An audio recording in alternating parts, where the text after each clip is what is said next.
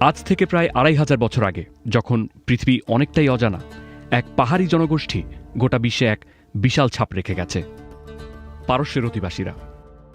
আর তাদের সাম্রাজ্যই ছিল ইতিহাসের প্রথম মহাশক্তি বা সুপার পাওয়ার। এই সাম্রাজ্য বিশ্বের জনসংখ্যার প্রায় 44% উপর রাজত্ব করত। পশ্চিমে বলকান ও মিশর থেকে শুরু করে উত্তর পূর্বে পশ্চিম ও মধ্য এশিয়া এবং দক্ষিণ পূর্বে ভারতীয় উপমহাদেশের সিন্ধু উপত্যকা পর্যন্ত বিস্তৃত ছিল তাদের সাম্রাজ্য। এই সাম্রাজ্য এতটাই প্রভাবশালী ছিল যে একমাত্র আলেকজান্ডার দ্য গ্রেটই তাদের পরাজিত করতে পেরেছিলেন।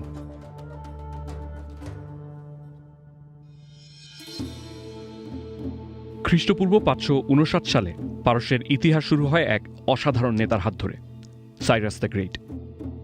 তিনি পারস্যের আশপাশের রাজ্যগুলো মিডিয়া, লিডিয়া এবং ব্যাবিলন দখল করে এক বিশাল সাম্রাজ্যের ভিত্তি স্থাপন করেন। সাইরাস ব্যাবিলন দখল করেন সহিংসতা নয়, বরং সহনশীলতায়।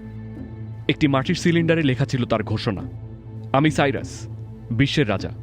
আমি কাউকে ভয় দেখাইনি, বরং শান্তি ফিরিয়েছি। এটি সাইরাস সিলিন্ডার নামে পরিচিত। একটি মাটির সিলিন্ডারে অতি সূক্ষ্ম কিউনিফর্ম লিপিতে লেখা আছে কিভাবে বিশ্বের রাজা বিজয়ী হয়েছেন। তিনি ধর্মীয় স্বাধীনতা নিশ্চিত করেন, নির্বাসিত মানুষদের তাদের নিজ ভূমিতে ফেরত পাঠান, এবং তাকে মনে করা হয় ইতিহাসের প্রথম মানবাধিকার ঘোষণাকারী শাসক। সাইরাসের আদেশেই সিলিন্ডারটি ব্যাবিলন শহরের প্রাচীরের ভিত্তির নিচে কবর দেয়া হয়, যা ছিল ওই অঞ্চলের একটি ঐতিহ্য, যেন ঈশ্বরের আশীর্বাদ লাভ হয় এবং শাসকের শৌর্য ভবিষ্যতের জন্য সংরক্ষিত থাকে।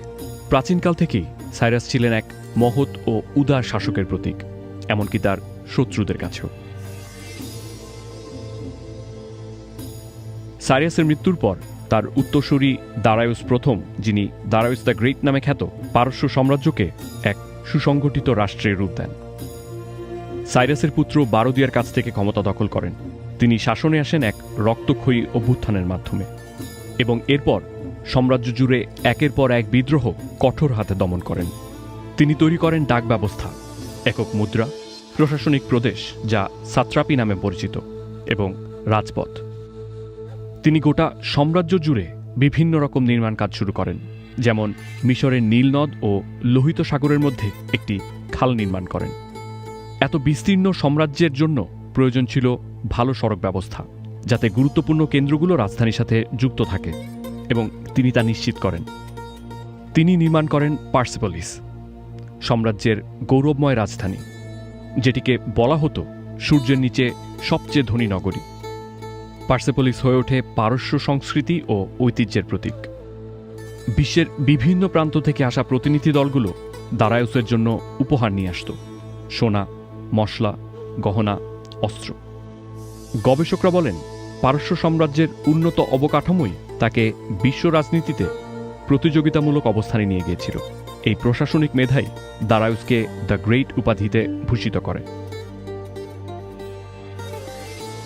আজও পার্সেপোলিসের ধ্বংসাবশেষ দেখে বোঝা যায় এই শহরের জাঁকজমক এবং এই সাম্রাজ্যের গৌরব। 20 মিটার উঁচু স্তম্ভসহ বিশাল টেরেসগুলো, যেগুলোর মাথায় এখনও দেখা যায় পাখি, সিংহ বা ষাঁড়ের মূর্তি। দেয়ালে খোদাই করা অপূর্ব অলঙ্করণে দেখা যায় প্রজাদের প্রতিনিধি দল রাজাকে উপহার দিচ্ছে। পার্সেপোলিস ছিল এক রাজকীয় স্থাপত্য কীর্তি।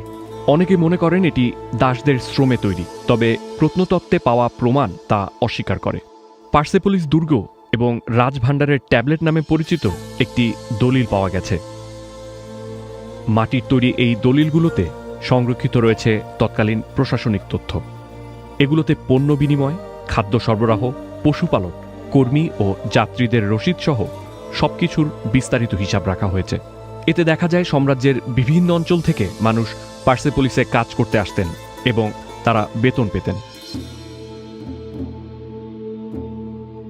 দারায়ুস ও তার পুত্র জার্কসেস ইউরোপ জয়ের চেষ্টা করলেও ব্যর্থ হন। খ্রিস্টপূর্ব 490 সালে দারায়ুস দ্য গ্রেট যখন গ্রিস জয় করতে যান, তার অভিযান শেষ হয় বিখ্যাত ম্যারাথন যুদ্ধে এক রক্তক্ষয়ী পরাজয়ের মাধ্যমে, এবং এর 4 বছর পর তিনি মারা যান। সাম্রাজ্য সম্প্রসারের দায়িত্ব পড়ে তার পুত্র জার্কসেসের উপর। খ্রিস্টপূর্ব 480 সালে জার্কসেস এথেন্স দখল করলেও তার বাহিনী গ্রিসের কাছে একাধিক পরাজয়ের সম্মুখীন হন। শেষ পর্যন্ত জার্কসেস বুঝতে পারেন যে গ্রিস তার সাম্রাজ্যের অংশ হবে না এবং সেই আশা ছেড়ে দেন। পরবর্তী 1.5 শতাব্দী ধরে পারস্য সাম্রাজ্যে চলতে থাকে অভ্যন্তরীণ বিদ্রোহ। মিশর হারানো ও পুনরুদ্ধার হয়, সাইডার বা বর্তমান লেবানন বিদ্রোহ করে এবং দমন করা হয়। এই সমস্ত সংকটের মাঝেও পারস্য বিশ্বের প্রধান শক্তি হিসেবেই থেকে যায়। এরপর আসেন নতুন রাজা আলেকজান্ডার দ্য গ্রেট। খ্রিস্টপূর্ব 330 সালে আলেকজান্ডার পারস্য দখল করেন, পার্সেপলিস লুট করেন এবং আগুন ধরিয়ে দেন। বলা হয় এটি ছিল জার্কসেসের অতীত অপরাধের প্রতিশোধ। ইরানীয় দার্শনিক ও ইতিহাসবিদ আল-বিরুনি তার গ্রন্থ ক্রোনোলজি অফ এনশিয়েন্ট নেশনসে এর একটি কারণ উল্লেখ করেন, যা অন্যান্য সূত্রের সাথেও মিলে যায়। তিনি লিখেছেন, আলেকজান্ডার পার্সেপলিস জ্বালিয়ে দিয়েছেন পারস্যের বিরুদ্ধে প্রতিশোধ হিসেবে, কারণ পারস্যের রাজা জার্কসেস নাকি 150 বছর আগে গ্রিক শহরের এথেন্সে আগুন দিয়েছিলেন। এমনকি বলা হয় আজও কিছু জায়গায় সেই আগুনের ছাপ দেখা যায়। আলেকজান্ডারের পর পারস্য অনেকটাই হারিয়ে যায় ইতিহাস থেকে। 10ম শতকে পারস্যের বিখ্যাত কবি আবু কাশেম ফেরদৌসি তার মহাকাব্য শাহনামা বা রাজাদের কাহিনীতে এসব পৌরাণিক গল্প স্থান দেন। তবে সেখানে সাইরাস, দারায়ুস বা জার্কসেস তাদের কারোরই নাম ছিল না। অথচ এই বইটি ইরানি জাতিসত্তাবোধের একটি কেন্দ্রীয় স্থান দখল করে আছে। পশ্চিমে পারস্যের গল্প বলা হয় গ্রিক ও রোমানদের দৃষ্টিকোণ থেকে। পার্সেপলিস ধ্বংস হওয়ার পর বহু বছর ধরে অজানা ছিল এর প্রকৃত পরিচয়। 1620 সালের আগ পর্যন্ত কেউ জানতই না এই ধ্বংসস্তূপটি কি ছিল। 18 ও 19 শতকে বহু ইউরোপীয় ভ্রমণকারী ও গবেষক এর বিবরণ দেন। তবে 1924 সালে ইরান সরকার ডক্টর আর্নস্ট হার্টসফেল্ডকে এই বিশাল আখিমিনীয় প্রাসাদ চত্বরে গবেষণার দায়িত্ব দেন। তিনি ছিলেন একজন জার্মান ইরানবিদ ও প্রত্নতত্ত্ববিদ এবং তার নেতৃত্বে পার্সেপলিসের ইতিহাস আবার উন্মোচিত হতে শুরু করে।